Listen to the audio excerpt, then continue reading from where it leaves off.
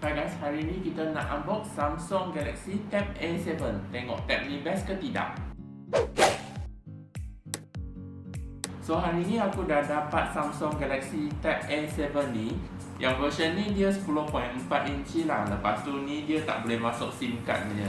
Tapi kalau korang nak cari satu tablet untuk kerja harian ataupun untuk entertainment, tab ni memang best lah. Sebab dia ada Dolby Atmos, dia ada 4 speaker dan screen yang besar. So tanpa membuang masa, sekarang kita akan tengok design dia dulu lah, okay? Design kotak dia macam ni, okay? Atas ada tulis Samsung, lepas tu kat tengah ada tulis Tab A7 lah, okay? Lepas tu kat sebelah dia ada slim design. Kat sini dia ada tulis version T500, 32GB dan 3 RAM lah. So sekarang kita akan unbox dan tengok apa yang you akan dapat masa beli tab ni, okay? Okay, korang akan dapat satu Samsung Tab lah, okay?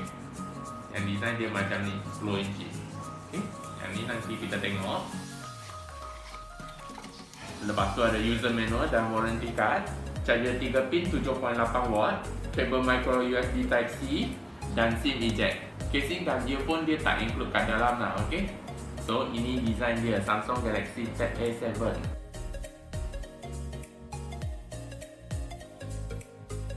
First impression aku tentang tab ni memang nice sebab kualiti dia nampak solid lah.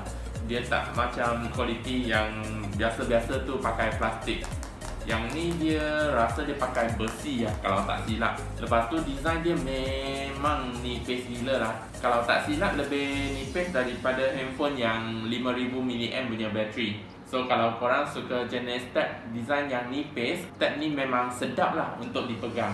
Lepas tu kat sebelah kanan dia ada 2 speaker, USB Type-C, mic dan 3.5mm audio jack lah. Kat bawah ada tempat memory card slot.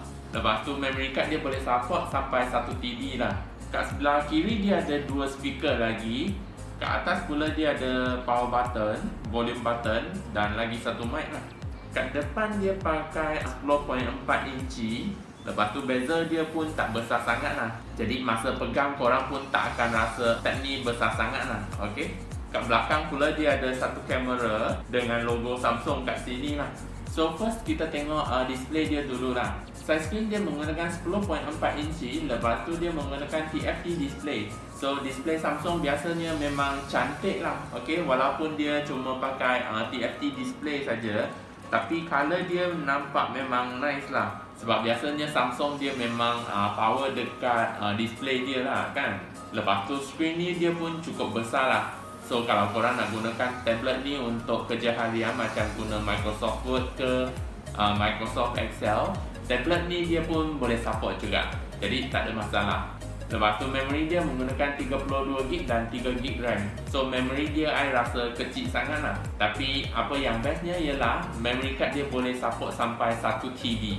Lepas tu kamera belakang dia 8MP dan kamera depan dia 5MP. So biasanya tablet kita gunakan untuk kerja harian sajalah. Kita tak gunakan untuk macam ambil gambar ke apa.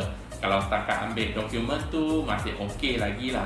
Tapi kalau korang nak gunakan tablet ni untuk ambil gambar, memang saya tak suggest lah sebab kualiti dia biasa-biasa saja. Kalau korang nak ambil gambar, korang boleh gunakan smartphone korang untuk ambil gambar lah. Lepas tu kalau dari segi chipset dia menggunakan Snapdragon 662. So normally tab kita cuma gunakan untuk kerja harian saja kan. Tapi kalau korang nak gunakan tab ni untuk main game berat, dia pun boleh support juga. Kalau setakat korang nak main game PUBG dengan Mobile Legends, memang tak ada masalah lah. Sebab tab ni dia memang boleh support kedua-dua game tu. Tapi suggest korang main dekat low graphic lah. Sebab kalau korang main dekat high graphic kan, performance dia akan kurang sedap sikit lah. Kalau korang nak gunakan tab ni untuk main PUBG, tab ni dia pun ada gyro juga. Lepas tu gyro dia pun agak accurate juga. Jadi kalau korang nak sambil buat kerja, kadang-kadang nak gunakan untuk main game berat, tab ni dia pun boleh support juga lah. Lepas tu capacity battery ni ialah 7040 mAh battery.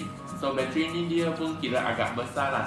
Kalau korang nak gunakan tab ini untuk kegunaan harian, tab ni dia boleh tahan lah 1 hari baru cas 1 kali. Lepas tu charging dia pun support 15 watt fast charge juga. Jadi kalau korang nak guna fast charging, korang kena gunalah third party punya charger. Sebab original charger yang dia bagi tu cuma 7.8 watt saja. Lepas tu OS dia menggunakan Samsung UI 2.5 based on Android 10.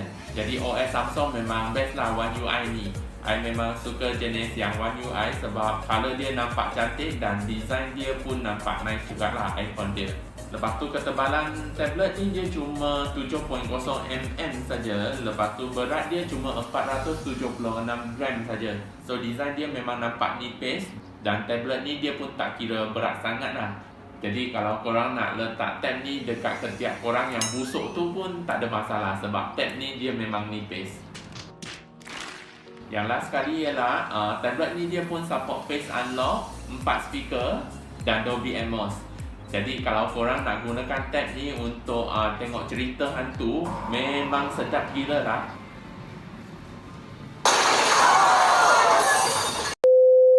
So first kita test speaker dia dulu lah, okay?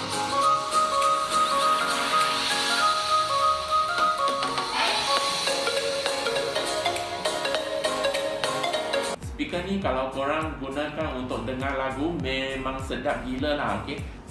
Sound dia memang power gila sebab dia ada Dolby Atmos. Lepas tu kat sebelah kiri dia ada 2 speaker, kat sebelah kanan dia pun ada 2 speaker. Lepas tu aku gunakan untuk main game PUBG pun sedap juga. Sound dia boleh support macam kalau ada enemy datang dari kiri, korang pun boleh dengar sound set dia. Dari kanan, korang pun boleh tahu dia dari kanan. Jadi kalau korang nak gunakan phone ni untuk tengok cerita dengan main game, sound dia memang best. So sekarang kita akan tengok apa function yang ada dekat dalam tab ni lah, okay? Saya akan screenshot semua function tu. Jadi kalau korang nak beli tab ni, korang boleh survey lah dekat sini dulu, okay?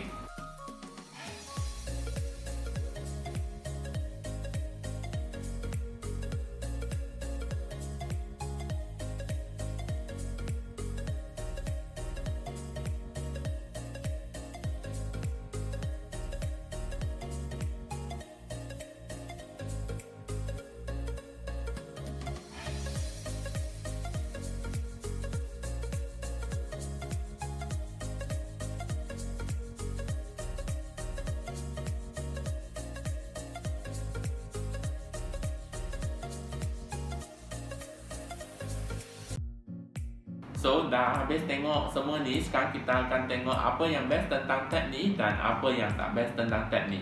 Yang best tentang tablet ni ialah screen color dia nice, dia ada premium punya design dan phone ni dia ada 4 speaker. So kalau korang jenis suka design yang cantik, nak cari satu tablet untuk entertainment dan kegunaan harian, tab ni dia memang sedap lah. Okay, sebab speaker dia memang best dan screen dia pun kira cantik jugalah. Jadi kalau korang nak gunakan untuk kegunaan harian, memang sedap lah. Sambil kerja, sambil gunakan untuk entertainment lah sekali-sekala. Okay? Lepas tu, apa yang tak best tentang tab ni? Yang tak best tentang tab ni ialah memory dan RAM dia kecil sangat.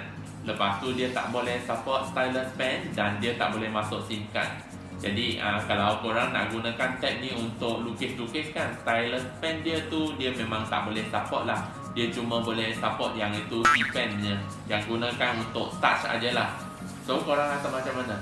Tab ni best tak dijual dengan harga 999? Sila komen kat bawah nak tahu apa pendapat korang tentang tab ni. So itu saja untuk video hari ni. Kalau suka video ni jangan lupa tekan butang like, share, komen dan subscribe ya. Bye bye and see you in the next video.